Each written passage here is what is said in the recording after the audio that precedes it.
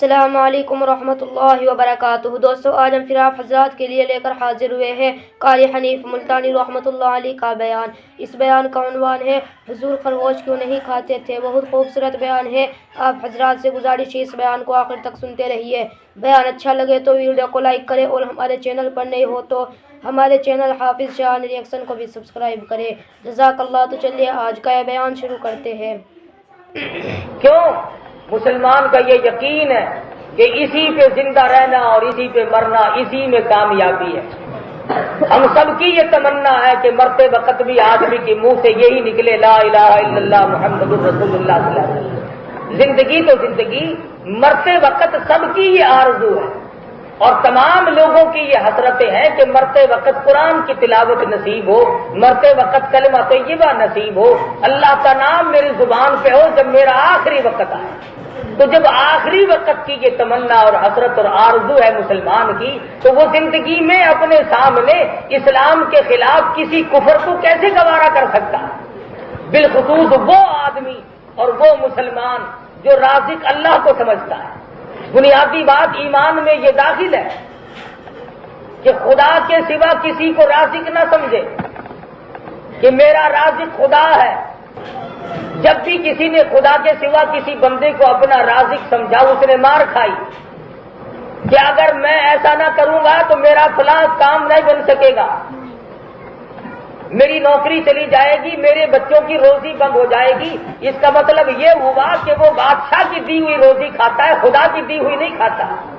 جس کا یہ ایمان ہو، اس ظالم سے کوئی پوچھے تیری ماں کے پیٹ میں کون سا وزیر اور کون سا بادشاہ تیرے لیے دسترخوان بچھایا کرتا تھا؟ فرمایا یخلقکم فی بطون امہاتکم خلقا من بعد خلق فی ظلمات ثلاث۔ تین اندھیروں کے اندر، ماں کے پیٹ کا اندھیرا، رحم کا اندھیرا، جھلی کا اندھیرا، تین اندھیروں کے اندر تجھے کون روزی پہنچایا کرتا تھا؟ کس نے تیری خوراک کا انتظام کیا؟ کون تیرے بننے اور بگڑنے کو جانتا تھا؟ تیری ماں کو تیری اطلاع نہیں ہوتی تھی کہ تیرا کیا حال ہے، اور باپ کو تو کیسے خبر ہو جاتی؟ پڑوسیوں کو، رشتہ داروں، عزیزوں، سوسائٹی والوں کو کیسے خبر ہوتی؟ تیری بادشاہ سے کوئی شناسائی نہ تھی، وزیروں سے کوئی تیرا تعارف نہ تھا۔ ماں کے پیٹ میں تجھے روزی کھلاتا رہا۔ فرمایا یخلقکم فی بطون امہاتکم، اور خدا کی روزی ماں کے پیٹ میں رہ کر 9 مہینے تک کھانے والے دنیا میں آیا، جب جوان ہوا، نوکری کرنے لگ گیا۔ ذالکم اللہ ربکم لہ الملک، اور ظالم تجھے کیوں بات بھول گئی؟ آج بھی تو تیرا پروردگار میں ہوں۔ آج تیرا یہ عقیدہ کیوں بن گیا کہ خدا کے سوا مجھے اور لوگ کھلاتے ہیں، مجھے حکومت روٹی دیتی ہے، مجھے فلاں بادشاہ روٹی کھلاتا ہے؟ اللہ پاک فرماتے ہیں تجھے ایک روٹی تو کیا، ایک دانہ بھی دینے پہ میرے سوا قادر نہیں۔ ان تدعوهم لا يسمعوا دعاءكم ولو سمعوا مستجابوا لكم ويوم القيامة يكفرون بشرككم ولا ينبئك مثل خبير۔ جن کو تو بلاتا ہے وہ تیری سنتے بھی نہیں ہے، تیرے ہزارہ انتظامات بالکل بیکار ہو جائیں گے جب میں تجھے پکڑوں گا۔ ذالکم اللہ ربکم لہ الملک، اور تیرا پروردگار میں ہوں، بادشاہت میری ہے۔ لا الہ الا هو فانا تصرفون۔ معبود میں، مشکل کشا میں، تمام لوگوں کی خبر گیری کرنے والا میں، سب کا روزی رساں میں، سب کو روزی پہنچانے والا میں۔ ارے آج ہمارے عقیدے بگڑ گئے۔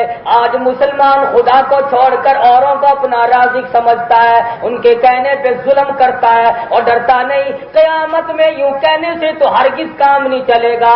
اللہ پاک پوچھے گا تم نے فلاں آدمی کو کیوں مارا؟ جواب دے گا مجھے فلاں بادشاہ نے، فلاں افسر نے حکم دیا تھا۔ خدا کی قسم، خدا کی عدالت میں اس جواب کا کچھ بھی نہ بن سکے گا۔ اور ظلم کے اندھیرے آخر چھٹا کرتے ہیں۔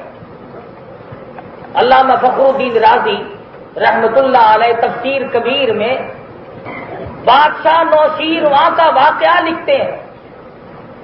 سورہ فاتحہ کی تفسیر دیکھیں، مالک یوم الدین کی تشریح ہے. اللہ اکبر. مسلمان ہو اور نماز پڑھتا ہو تو ایک وقت میں وہ کئی مرتبہ یہ اقرار کرتا ہے الحمدللہ رب العالمین، تعریف بیان کرتا ہوں اس مالک الملک کی جو سارے جہان کو پالنے والا ہے. الرحمن الرحیم، وہ بڑا مہربان اور بڑا کریم ہے. مالک یوم الدین، ارے وہ آج بھی مالک وہی اور قیامت کا مالک بھی وہی. ایک نماز کے وقت میں کئی مرتبہ ہر رکعت میں اس سورت شریفہ کی تلاوت کی جاتی ہے، جس میں یہ اقرار ہے کہ سارے جہان کا خدا کے سوا پالنے والا کوئی نہیں، اس کے سوا مالک کوئی نہیں. جب مالک وہ ہے اور پالتا وہ ہے تو پھر اور کسی کا بیچ میں کیا چارہ آ گیا. تو علامہ فخر الدین رازی رحمت اللہ علیہ اپنے زمانے کے بہت بڑے مفسر اور بہت بڑے جید عالم ہیں، اہل علم حضرات جانتے ہیں. بادشاہ نوشیروان کا ایک واقعہ لکھتے ہیں جس کے بارے میں حضور صلی اللہ علیہ وسلم نے ارشاد فرمایا کہ میں بادشاہ عادل کے زمانے میں پیدا ہوا. نوشیروان اپنے ملازمین کے ساتھ ساتھ جنگل کو نکل گیا. شکار کے ارادے سے، یہ سفر کے ارادے سے. جنگل بہت طول و طویل تھا، ساتھیوں سے بچھڑ گیا اور جب ساتھیوں سے الگ ہوا تو دھوپ اور بھوک اور پیاس نے پریشان کر دیا. بڑی مشکل سے سفر کرتا کرتا ایک باغ میں جا نکلا جو اناروں کا باغ تھا. تو باغ میں کچھ دیر سستایا، چھاؤں میں آرام کیا. اس کے بعد باغبان کو تلاش کیا، مالک کو ڈھونڈا. بادشاہ ہو کر یہ نہ سوچا کہ میں یوں ہی کھانا کیوں نہ شروع کر دوں، جانتا تھا کہ نہ معلوم اس کا مالک کون ہے. جب مالک کو تلاش کیا تو ایک نوجوان لڑکا ملا.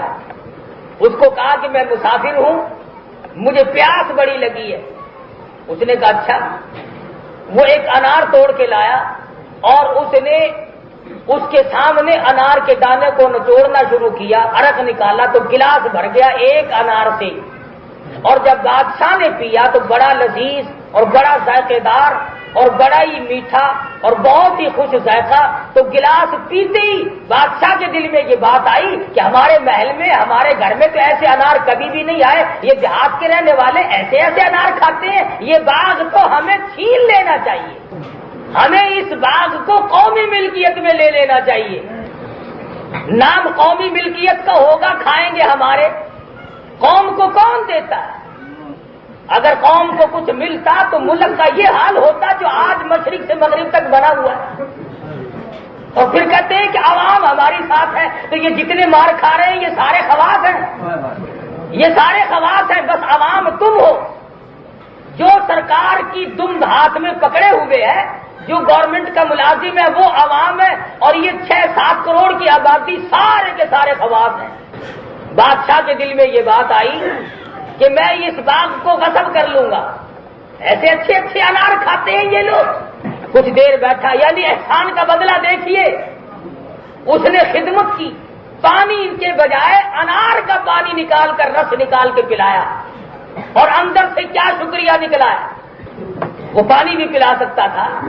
اس نے سوچا مسافر ہے، دور کا ہے، پریشان حال معلوم ہوتا ہے، کوئی مہذب آدمی معلوم ہوتا ہے. اس نے انار کے دانوں سے نکال کر خوش ذائقہ، خوش رنگ، عجیب و غریب قسم کا گلاس بھر کے انار کے رس کا پلایا اور وہ ادھر قومی ملکیت میں لینے کی تیاری کرنے لگا.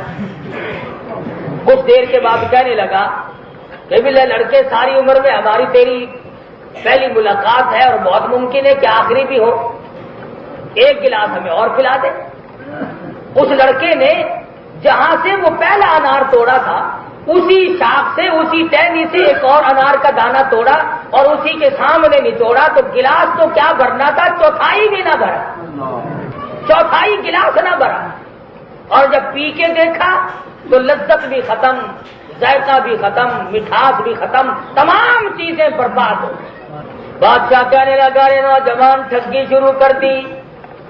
پہلا انار اور پیڑ کا تھا، یہ انار اور پیڑ سے توڑ کے لائے ہو، وہ کوئی تم نے اسپیشل اپنے لیے رکھا ہوا تھا جس کا رس تم نے مجھے پہلے پلایا، یہ اور ذائقہ ہے وہ اور ذائقہ تھا۔ وہ کہنے لگا قسم لے لو پیڑ تو کیا، میں نے تو شاخ بھی نہیں بدلی،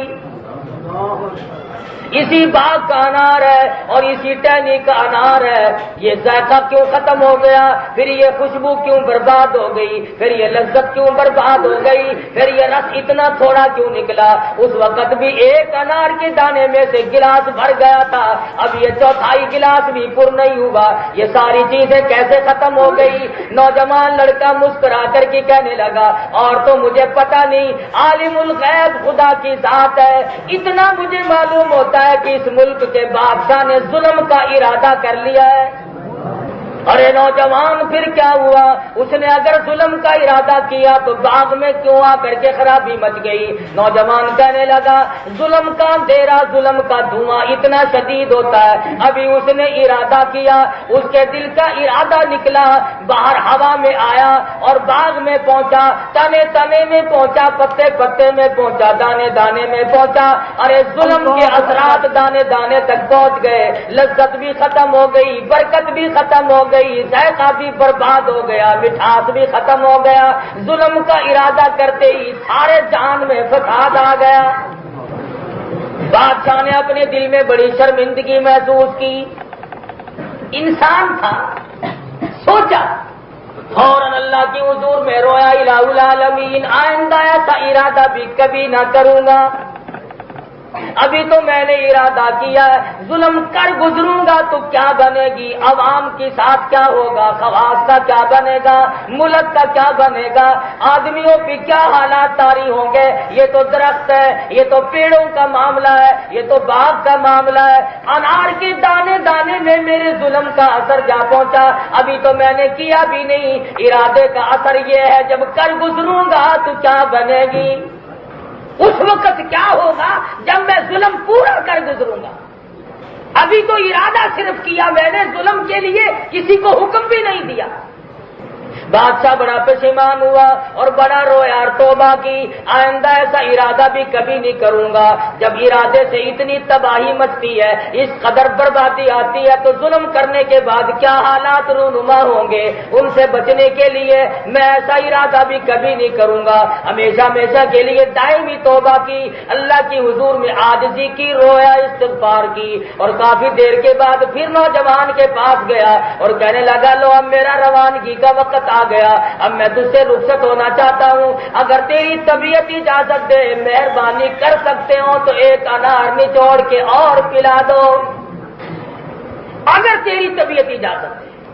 چنانچہ نوجوان لڑکا اس پر آمادہ ہو گیا، کہنے لگا کوئی بات نہیں، اللہ تعالیٰ نے نعمت ہمیں دے رکھی ہے، ہم کسی کو کھانے پینے سے منع نہیں کرتے، کھانا پینا اور بات ہے، ڈاکہ ڈالنا اور بات ہے، کھا پی جتنا مرضی لے، لیکن یہ نہ سوچے کہ سارا ہی لے لینا ہے۔ نوجوان اسی کے پاس آیا اور اسی شاخ سے ایک انار توڑ کے لایا اور اس کے سامنے بیٹھ کر کے بسم اللہ پڑھ کر کے انار کا دانہ کا رس نکالنا شروع کر دیا۔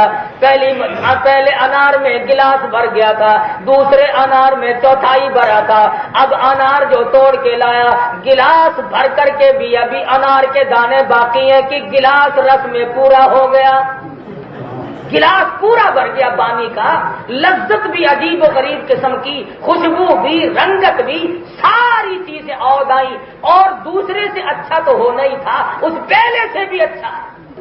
جب بادشاہ نے پیا تو کہنے لگا رے نوجوان یہ کوئی خاص پیڑ تم نے رکھا ہوا ہے، یہ کوئی تم نے خاص پیڑ اپنے لیے رکھا ہوا ہے؟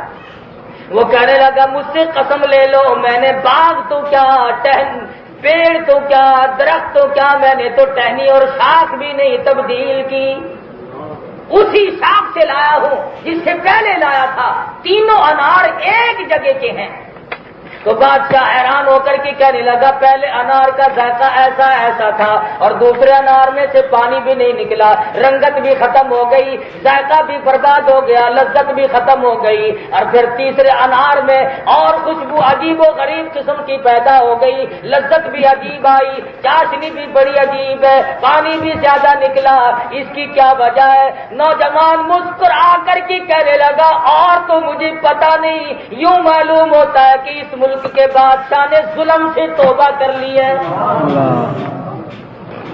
حیران ہے بادشاہ کہ میرے دل کے اثرات پتے پتے پہ پڑ رہے ہیں، اب میں نے توبہ کی تو وہ اثرات پتے پتے میں پہنچے، دانے دانے میں پہنچے، پیڑ پیڑ میں پہنچے اور باغ کے اندر سے پھیلتے ہوئے پورے جنگلات اور پورے ملک میں پھیلے۔ تو بادشاہ نے توبہ کی کہ میں آئندہ کبھی بھی کسی کی چیز لینے کا ارادہ تک بھی نہیں کروں گا۔ تو تفسیر کبیر میں علامہ فخر الدین رازی رحمۃ اللہ علیہ نے لکھا ہے کہ جب نیت کرنے سے، جب ارادہ کرنے سے بربادی یوں آتی ہے، اور جو کر گزرے اور جو کر رہے ہوں ان کے یہاں برکت کہاں سے آئے گی، ان کے یہاں خیر کہاں سے آئے گی، ان کے یہاں اطمینان کہاں سے آئے گا، ان کے یہاں امن کہاں سے آ جائے گا۔ یہ الگ بات ہے کہ ایک آدمی نہتا ہو اور ایک آدمی کچھ لیے کھڑا ہو، لیکن اس کو امن نہیں کہتے۔ یہ بھول ہے کہ کوئی آدمی یہ کہے کہ صاحب میری حفاظت تو فلاں پارٹی کر لے گی، کسی کی حفاظت خدا کے سوا کوئی نہیں کر سکتا۔ اور ان لوگوں کے بارے میں یہ خیال کرنا کہ صاحب یہ تو مار کھا کھو کر کے یوں ہی بیٹھ بٹھائی جائیں گے، یہ تو غلط بات ہے۔ سیدنا ابو بکر صدیق ہیں سب کہہ رضی اللہ تعالی، اللہ اکبر، فرماتے ہیں اچانک میں ایک محلے کی طرف جا نکلا اور میں نے جا کے کیا دیکھا، ایک غریب نوجوان کو کئی آدمیوں نے زمین پہ لٹایا ہوا ہے، زمین پہ لٹایا ہوا ہے اور اس کی کمر پہ چڑھ کر اسے لتاڑ رہے ہیں۔ میں قریب پہنچا، میں نے پہچان لیا ایک کافر کا غلام، غریب دیوانہ نبی کا پروانہ ابو فقیہ صحابی ہے۔ ابو بکر صدیق رضی اللہ تعالیٰ عنہ فرماتے ہیں جب میں قریب پہنچا ابو فقیہ کے منہ پہ میری نظر پڑی، اس قدر دبا پڑا ہوا تھا کہ ایک بالشت زبان باہر لٹکی ہوئی تھی۔ قصور کیا ہے؟ کیوں کلمہ پڑھتے ہو کالی کملی والے کا؟ کیوں کلمے کا اقرار کرتے ہو؟ کیوں اسلام کو تسلیم کرتے ہو؟ کیوں خدا کی توحید کو بجا لاتے ہو؟ تاکہ صحابہ کرام نے کسی کے نہیں مارے، چوری کبھی نہیں کی، بلکہ صرف ان کے یہاں جرم یہی تھا کہ وہ کلمہ کیوں پڑھتے ہیں، نبی کی غلامی کا اعلان کیوں کرتے ہیں۔ اور وہی بات آج ہمارے سامنے آئی ہوئی ہے۔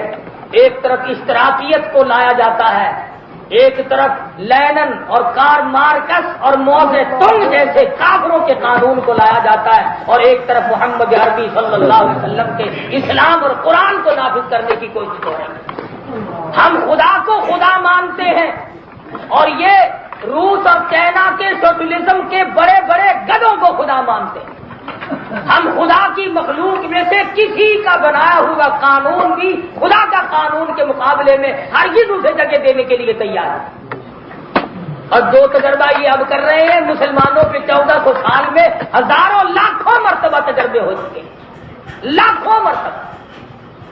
علامہ شاہ عبد العزیز محدث دہلوی رحمۃ اللہ علیہ کے انگریزوں نے مشینوں کے ذریعے انگوٹھے کھینچ دیے، چھپکلی کا اوون بنا کر پلا دیا، شاہ صاحب کو کوڑ لگ گیا۔ ہم رہے یا نہ رہے نظام مصطفیٰ کو کوئی فنا نہیں کر سکتا۔ جتنے بھی نظام مصطفیٰ کو فنا کرنے کے لیے لوگوں کو مارتے ہیں، تکلیف دیتے ہیں، پریشان کرتے ہیں، خدا کی قسم یہ سب مرنے والے ہیں، سب کی موت آگے رہے، لیکن ہم مریں گے کلمہ پڑھتے ہوئے، اور یہ انہی لوگوں کا نام لیتے ہوئے مریں گے آخری وقت میں بھی جن کی وجہ سے یہ لوگوں کو مارتے ہیں۔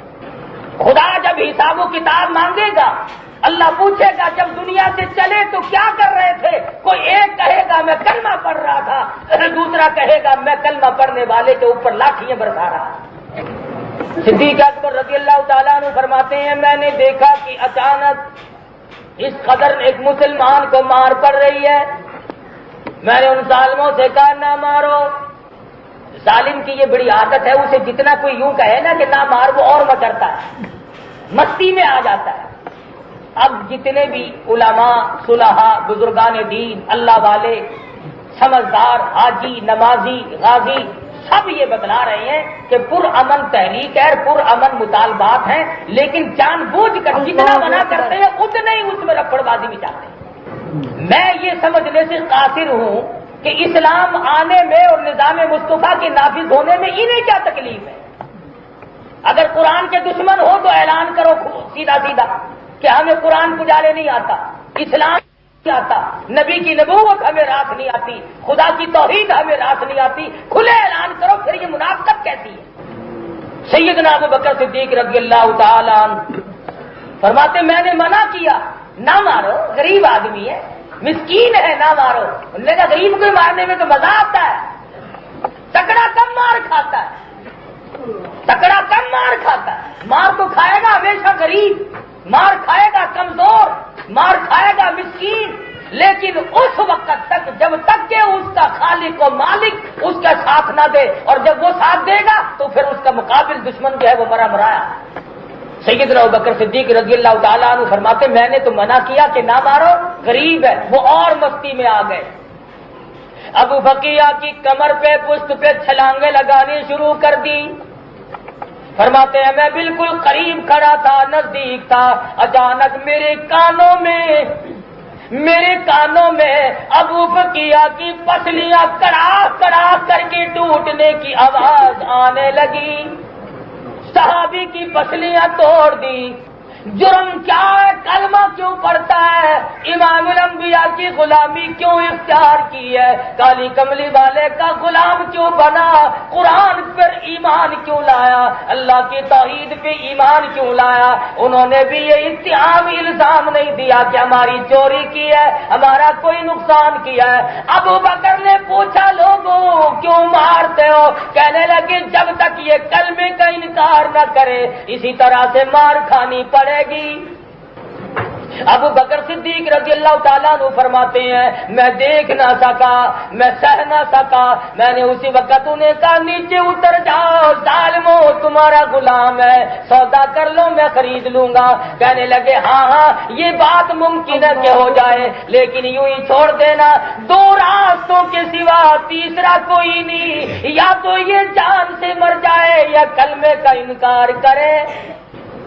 ابو بکر صدیق رضی اللہ تعالیٰ عنہ فرماتے ہیں کہ میں نے ان سے سودا کرنا شروع کیا تو بڑی مشکل سے سودے پہ آمادہ ہوئے اور کہنے لگے ہم ابو بقیہ کے بدلے میں 200 دینار لیں گے، 200 دینار کے بدلے میں ہم اسے بیچ سکتے ہیں.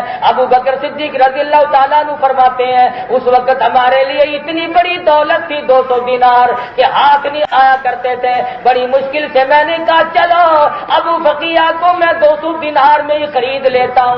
کیوں؟ اس لیے قیامت میں اگر اللہ پاک نے مجھ سے یہ پوچھ لیا ابو بکر میرے ایک مسلمان بندے کی تیرے سامنے پٹائی ہوئی اور تم اسے کھڑے دیکھتے رہے تو میں اس کا کیا جواب دوں گا؟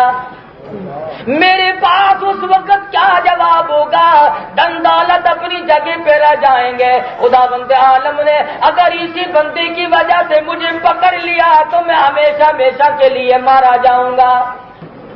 ابو بکر صدیق رضی اللہ تعالیٰ عنہ نے خرید لیا، ظالموں کے نیچے سے نکال لیا، انہیں پیسے ادا کر دیے اور ابو بکر صدیق نے نیچے سے نکال کر زخموں کی مرہم پٹی کی اور کپڑے جھاڑے اور جلدی سی ٹھنڈا پانی کا پیالہ لا کر ابو بقیہ کو پیش کر دیا.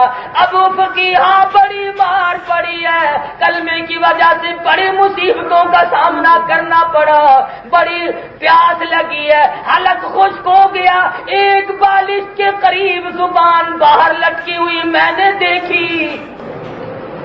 ظالم نے اپنے ظلم کی انتہا کر دی. پر ابو بقیہ تو نے بھی اپنے عشق کی انتہا کر دی. وہ کہنے لگا ابو بکر تیرے احسان کا بدلہ خدا دے گا، میں کیا بدلہ دے سکتا ہوں؟ میں غریب ہوں، میں نادار ہوں، میں مسکین ہوں، میں مفلس ہوں، میں فقیر ہوں، میں کیا بدلہ دے سکتا ہوں؟ میرا پروردگار تجھے اس نیکی کا بدلہ دے گا، پر پانی پینے کے لیے مجبور نہ کر، میں پانی پی نہیں سکتا۔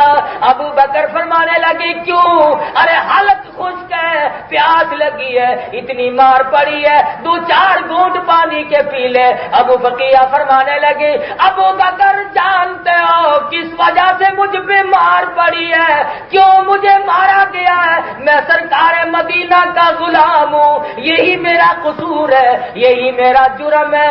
میرا اعلان سنو، جب تک میں شربت دیدار نہ پی لوں، جب تک امام الانبیاء کا دیدار نہ کر لوں، ایک گھونٹ پانی کا میرے حلق سے گزرے گا نہیں۔ تھوڑا بہت کچھ تو پانی پی لے، بڑی پیاس لگی ہے، میں تجھے سرکار مدینہ کی خدمت میں ابھی لیے چلتا ہوں، تجھے حضور کا دیدار بھی ہو جائے گا، کچھ پانی تو پی لے۔ کہنے لگا میرے بس کا روگ نہیں، کیوں؟ اس لیے کوئی مجنون بتاتا ہے، کوئی کہتا ہے دیوانہ، یہ تو مرض عشق احمد کا ہوا بیمار میں بھی ہوں۔ ابو بکر میرے بس کی بات نہیں، جب تک میں حضور کی زیارت نہ کر لوں، ایک بوند پانی کی میرے حلق سے گزرے گی نہیں۔ مجھے معلوم ہے مار جو اسی لیے پڑی ہے، میری پسلیاں توڑ دی گئی، مجھے لتاڑا گیا، اور آج تو تم نے دیکھ لیا، روزانہ تجھے کیا معلوم جو رات کو مجھ پہ مار ہمیشہ پڑا کرتی تھی، میں تو بڑی مار کھاتا چلا آیا ہوں۔ ابو بکر صدیق رضی اللہ تعالیٰ عنہ نے ابو بقیہ کو ساتھ لیا، سہارا دے کے لے کے چلے۔ ادھر کسی مسلمان نے جا کر دوڑ کر سرکار مدینہ کو بتلا دیا، عرض کر دیا ابو بقیہ کو بڑی مار پڑی ہے، اس کی پسلیاں توڑ دی گئی۔ ارے آج کسی کو چوٹ لگے گی، اس کے گھر والے رویں گے، اس کے رشتے دار رویں گے، اس کے عزیز و اقربا رویں گے۔ خدا کی قسم ابو بقیہ کو مار پڑی، سرکار مدینہ روئے، حضور اکرم صلی اللہ تعالی علیہ وسلم رو رہے ہیں، میرے غریب صحابی، او میرے غریب دیوانے، تجھے کلمے کی وجہ سے اتنی مار کھانی پڑی کہ تیری پسلیاں توڑ دی گئی، اور یوں بتایا گیا کہ پانی نہیں پیتا، دیدار کا مشتاق ہے۔